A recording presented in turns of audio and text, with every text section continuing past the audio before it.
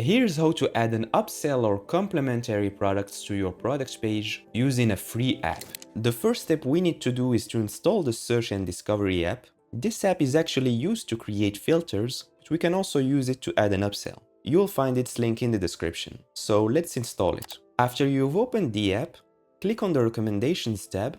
Then you can select the product you want to add an upsell to. You can also search using this icon. So for me, I want to add an upsell to this ocean blue shirt. So let's just click on it. And the upsell is called Complementary Products. So you can click on the Browse button to select the products you want to upsell. You can also search for product here as well. So I'm just going to select this wallet and the sunglasses. Then click Add. Then we can save our changes. Now the next step is to add the upsell to our theme. So let's click on Online Store. Then I'm going to use the Dawn theme for this tutorial, but you can follow along using any theme. So let's click on Customize on our current theme. Let's open the products page by clicking on this drop down, then Products, and let's select any product template. We can change the product that we are previewing by clicking on this Change button. Then you can select another product.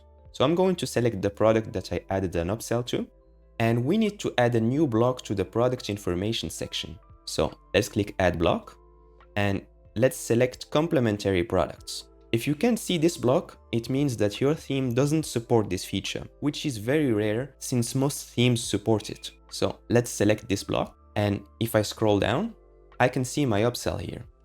So let's drag it just below the buy buttons. And here's our upsell. Let's take a look at the block settings by clicking on it. So let's click on this block. So we can change the heading of the block. We can also turn this into a collapsible row. But the most important thing is at the bottom with this checkbox, enable quick add button.